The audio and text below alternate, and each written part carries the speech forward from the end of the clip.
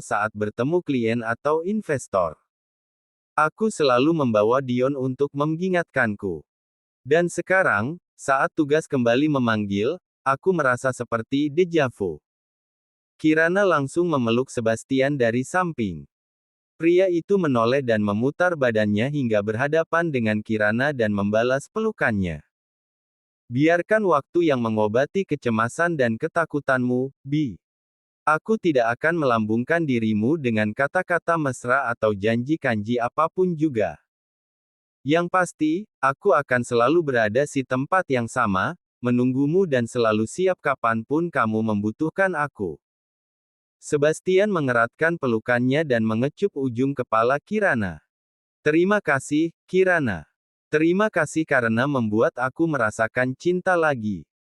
Tetaplah berjalan di sampingku sekalipun sekali-sekali hatiku meragu karena kehilangan rasa percaya diri. Kirana hanya menganggukkan kepalanya dalam dekapan Sebastian. Sudah 3 hari ini Sebastian pergi dan hampir tidak memberi kabar. Bahkan di jam 1 pagi, pesan yang dikirim Kirana tetap centang 1. Pertemuan dengan Sebastian terakhir 4 hari yang lalu, sehari sebelum keberangkatannya, itu pun hanya 30 menit di pagi hari. Kirana mengirim banyak pesan pada Sebastian yang lama baru terbaca, dan semua jawabannya sama hanya satu kalimat, I love you, honey. Kirana menggerutu saat pagi ini lagi-lagi hanya jawaban itu yang ia dapatkan. Sepertinya Sebastian sudah membuat kalimat itu sebagai satu jawaban otomatis di aplikasi pesannya. Akhirnya Kirana memutuskan untuk menerima ajakan Eci dan Marsha untuk pergi ke mall. Selain menghilangkan rasa kesalnya, Kirana baru menyadari kalau sudah lama tidak menginjakan kaki di mall untuk sekedar cuci mata atau berbelanja. Sebastian tidak terlalu suka suasana mall terutama di akhir pekan. Selain karena ramai, kemungkinan bertemu dengan kenalan bisnis atau kliennya lebih besar.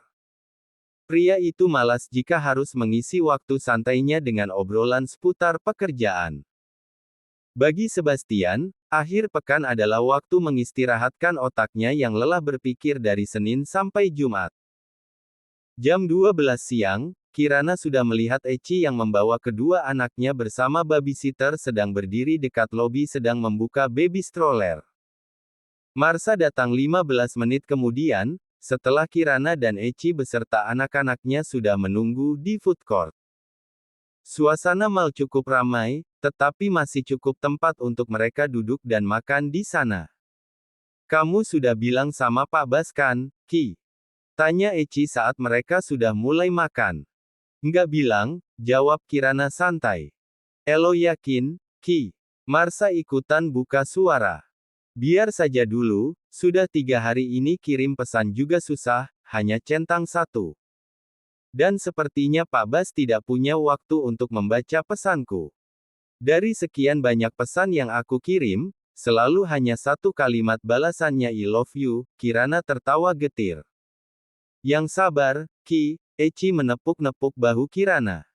Calon suami sedang tugas di daerah yang memang belum secanggih Jakarta.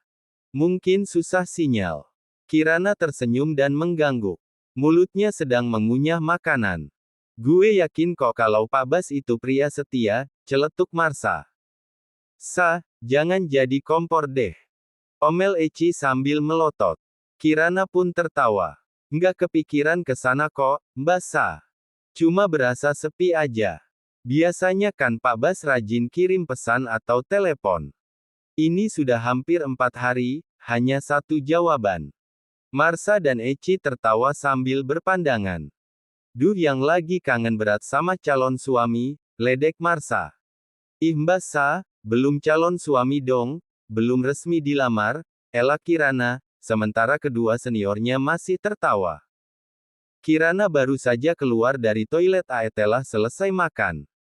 Marsha sedang menemani Eci yang membawa kedua anaknya ke area permainan anak-anak di lantai dasar.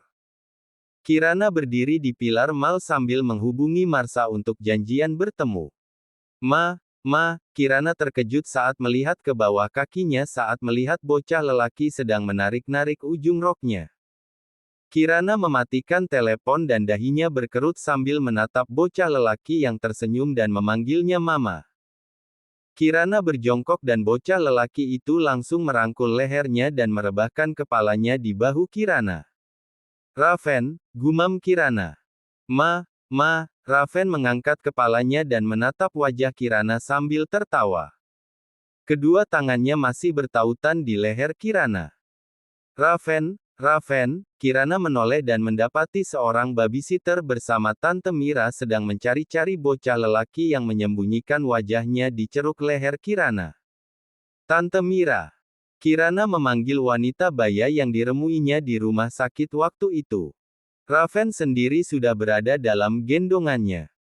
Sebastian yang sempat emosi waktu itu, akhirnya bercerita pada Kirana kalau yang mereka temui di rumah sakit adalah orang tua Sarah, Om Herman dan Tante Mira.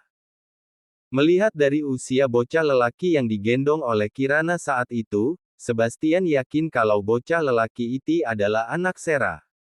"Apa kabar?" sapa Tante Mira saat Kirana sudah berdiri di depannya dan cucunya berada dalam gendongan wanita itu. "Baik Tante. Maaf kalau waktu itu saya belum sempat memperkenalkan diri. Nama saya Kirana, Tante." Kirana mengulurkan tangan kanannya sementara tangan kirinya menyangga Raven yang masih digendongnya. "Mira, Mama Sarah pun memperkenalkan diri. Om tidak ikut hari ini, Tante." "Tidak, sedang main golf dengan teman-temannya," jawab Tante Mira sambil tersenyum. "Tante hanya bertiga. Sarah sedang berbelanja. Kamu sendiri sedang bersama Sebastian." Kirana menggeleng sambil tersenyum. "Pak Bas, maaf, maksud saya Sebastian sedang di luar kota, Tante. Saya lagi jalan-jalan santai dengan teman-teman kantor." Babysitter yang merawat bocah itu sedang membujuk Raven untuk pindah ke dalam gendongannya, tetapi bocah itu menggeleng dan semakin mengeratkan pelukannya. Handphone Kirana berbunyi. Dengan satu tangan dijawabnya panggilan dari Marsha, dan Kirana pun memberikan penjelasan singkat kondisi dan posisinya berada saat ini. Eci dan Marsha memutuskan untuk mendatangi Kirana. "Nyonya Mira," dengan wajah terkejut, Eci menyapa wanita yang sedang berbincang dengan Kirana. Eci dan Marsha pun menganggukkan kepala mereka pada Tante Mira yang mereka kenal cukup lama. "Apa kabar Eci? Marsha?" Tante Mira mengulur tangannya dan dibalas bergantian oleh Eci dan Marsha. "Kami baik dan masih menjadi sekretaris Tuan Richard, Nyonya," sahut Marsha sambil terkekeh.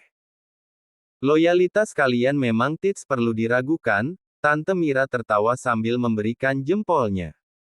"Sendiri saja, Nyonya?" tanya Eci. "Dengan Sarah," jawab Tante Mira.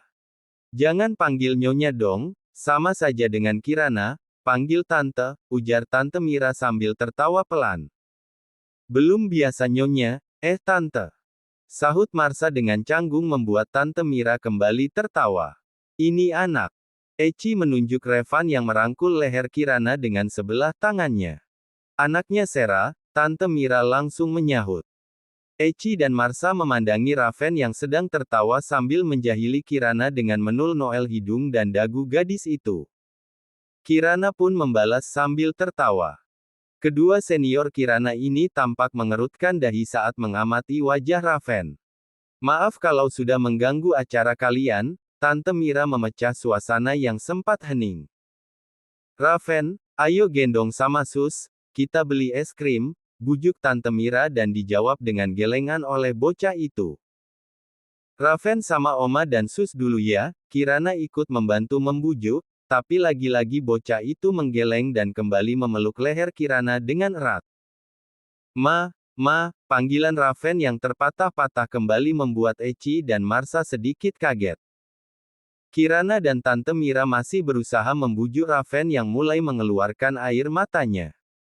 Marsha yang sudah sering menghadapi anak-anak Eci langsung memutar bola matanya.